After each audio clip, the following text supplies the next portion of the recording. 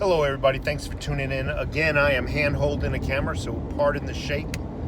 I was resisting moving to Patreon, and it looks like what's going on in the world requires me more and more to speak about issues that YouTube and Google want to ban, want you not to know about. But they need to be discussed. And I've been holding off discussing these for the last couple of months. Every now and then I'll touch on it a little bit and the video gets banned or it gets taken down. So I think I'm going to stay on YouTube and talk about silver and all the peaceful flowers and love and daisies and everything that YouTube will not ban me for or penalize me for. I'm actually going to be, it's already opened up. It's a Patreon, over at patreon.com. It's listed under the Overtaxed Taxpayer channel. So if you folks would join me over there, I really would appreciate it. I'm going to set up a tier system. It's going to be $5 lousy. But that's, it needs to, the things that are on my mind need to be said. Speaking of all that, I'm listening to the news right now, and obviously I saw some news last night regarding what's going on in Seattle, Washington. And it's disgusting. Antifa and Black Lives Matter, who God knows what groups, because we're just hearing it from the news, have taken over 6 square blocks. Now, any inner city folks know how long a city square block is? They've taken over 6 of them. The news would have you believe that this group took over a police station. That is not the truth. In the middle of the night, a councilwoman opened up the doors to it and handed over the police department to them.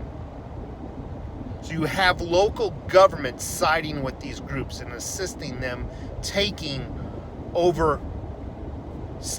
city property, taxpayer property. Now these activists are armed with guns, and mind you, this is Seattle, Washington. Armed with guns, but yet guns are illegal there. Pretty much illegal unless you have the utmost, strictest licenses. But yet these folks have barricaded themselves, the streets off. They're armed now. They're wearing body armor now, and nobody's doing a thing but applauding them. Local government and local news is doing nothing but applauding them. CNN and the big boys doing nothing but applauding them. They are,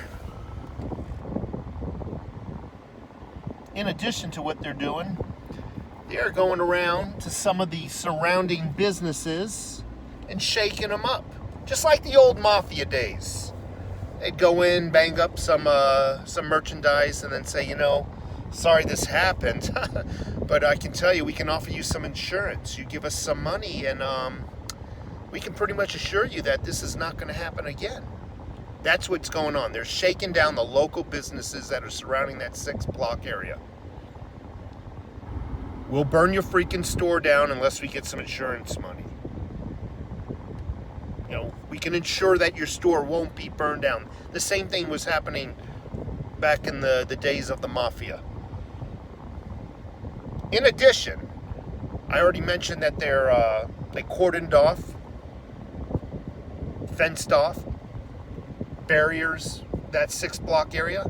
In order to get into this area, they themselves now are checking identifications. Not kidding you. Do some research. Very easily found research on Google.